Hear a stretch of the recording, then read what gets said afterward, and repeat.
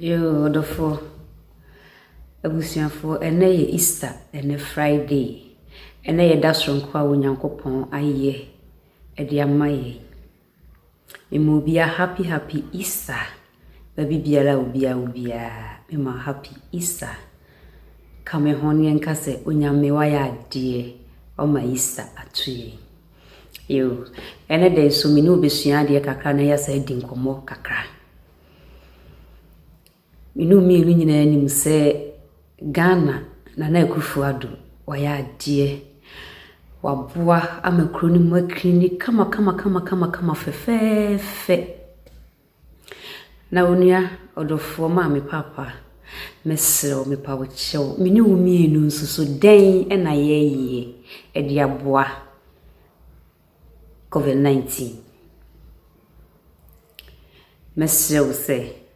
sisi ya lockdown ya ba ya nyina ye wufi me pa wochew virus no yemfa yeni enhu no yemfa yeni hu ni ze ni na ngam gidi ze ni panka ye bechi na twitwa ne mutintintin de nkanya asanketwa da bi onamoframam na de ba nti mesel menua me ma me papa wo fie me pa wo chew se wudidi wia emfa chense ni nsi ho ma de nchi so me pa mo chew mo ma ye nhye sa de we nso emfa chense ni nsi ho e ma de nchi so pa chori di wie ya na wa hohoro chense minim se dodo na wo Ghana omudi di wie ya ade achi ansa na o mapake o niema nyina na o mahohoro ma me ne papa menua mo mesre mo se sa ade no enye very important papa samo be ma yeni akọ enye fise odidi adiem na odi so ma ade achi so a bacteria se bamu no enya asem ketwa enti mesre se ye wo fie ya yenko baabi yi odidi adie mu a entamu na wahohuru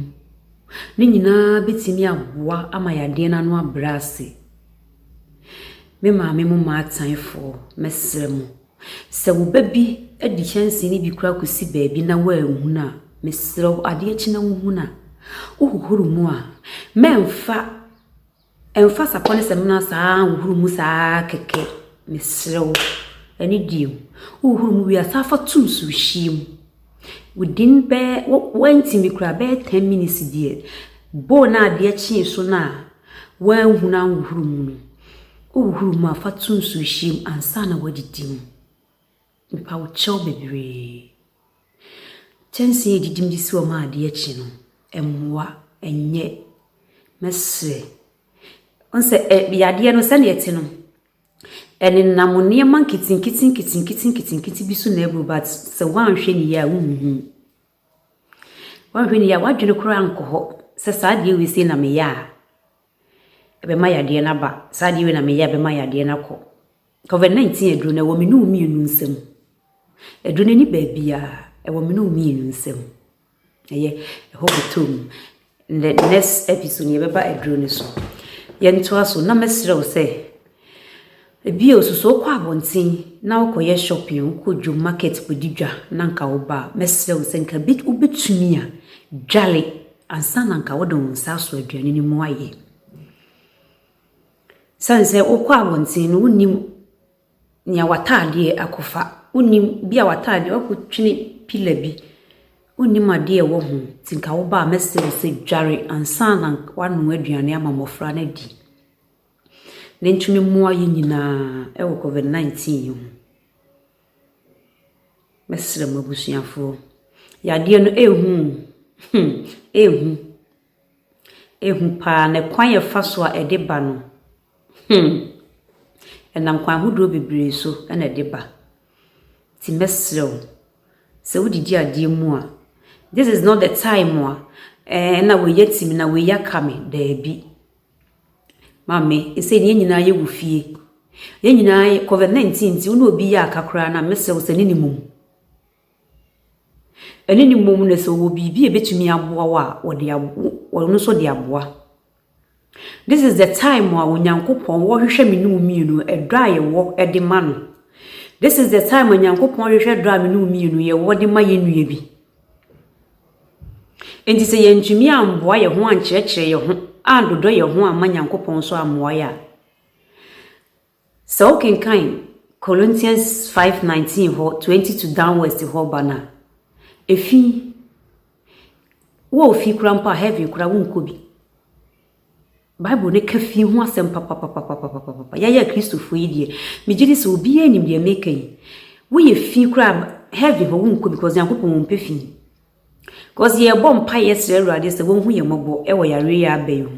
na ma me ne papa me nua mo yankopon de ayaresa ne ba ne se ba bi a wotie ho fi a obeda de aba ode bako because one kasa no nya ready se wo boa wo eti mesrem efie ne man kitinkiti chansi e didi musi ho na Ghana minim se dodo na ate compound house ye make sure say ye bedi ho ni ye betidy ho kama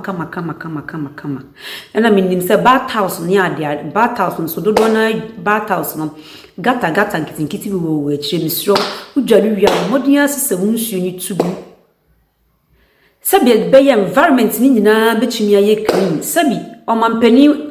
na Akufo-Addo wonsa ma me di ufie ni ma wana se wo chansi a wodidi no sabi wonsa mfa ma me wo hurumu ma wo eye me no mienu ena yesi wo huru chansi ni minua mo se o ma me abrewa bi ufie odidi wi a emma bo ni nsi ni de mo ma ade enchi mesrew kofa na hurumu na festiho enu nyina beboa ma yade na no ablase sanse yade na sana esi kono ye ni hihye eni amamra amampanifo de egu kwan ne so amanyankopon so amoa ya eni oman Ghana de nsia mani abre bebe obi beka se na wonte Ghana so wani abre Ghana se wona mefire aha mitie aban no betima ka kyem se meje mekrata kokuru me ba mikro muso Ghana na meba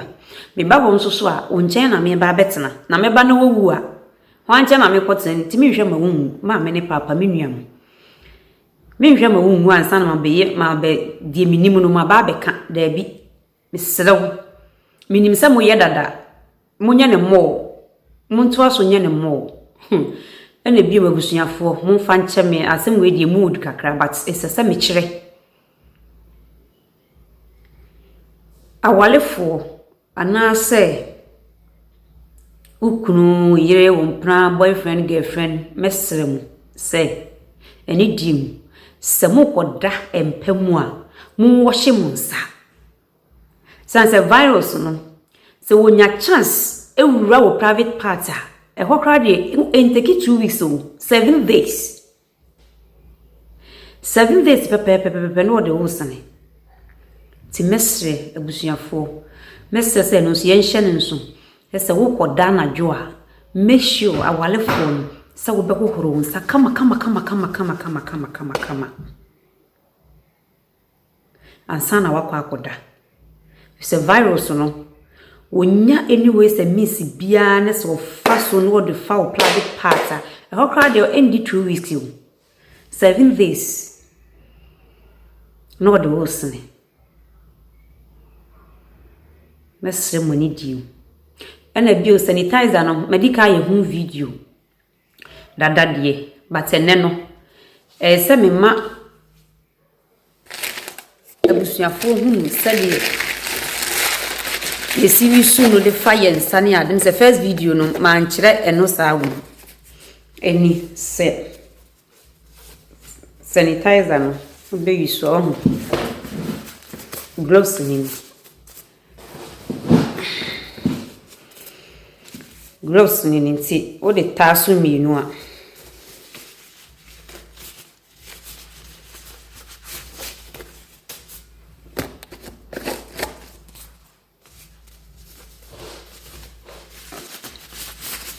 o de taso mienu se ya na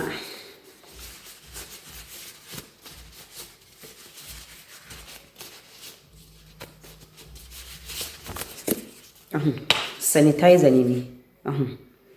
nti gloves ni hye wo sei na wo de agu na wo de agu nsem sei sanitizer no be ni sei sei sa wo de fifa on sanu nyina sei medical ye hu video dada nti no wo hye sa video na wo beti de mi ye ase fa on sanu nyina kama sia na ode epie. I'm talking about my kwabonti odi epie aye nia opese odi yibia na ebio manyinya message bi se gross no ehu odene wo Ghana nti nye obi ana otimi nya gross ne hye ansa no de sanitizer no afa nensa yo me pa che o ma me ne papa menwam se wonni gross ne bia wo be wisu a wo be hye ansa na de sanitizer na fa wonsa Mr. Abrene nyina no sanitizing acid enwuno pa e ka wano a enwuno Mr. sa wo de sanitizer ne fa wonsa ro saa na ma woni mra wo ho so ne kai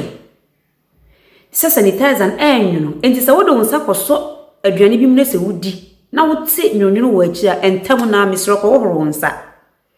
ko fasem na ni nsuo ewohoro nsa na wabeto aduane ne so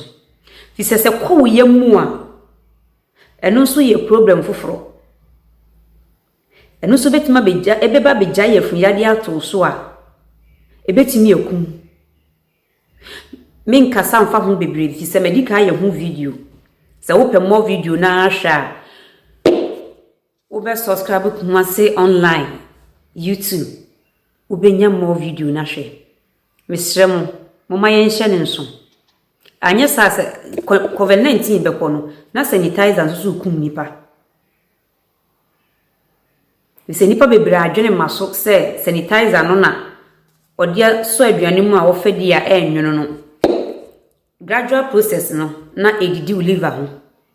COVID-19 bekọ no sa kofa yefun yade no sa ahwere wo nkwa ti mesrem abusuafo Mama yen hye ne nso da mo se senede nso mo tie mi onyankopon won hyira wo bibia me mo bia happy Easter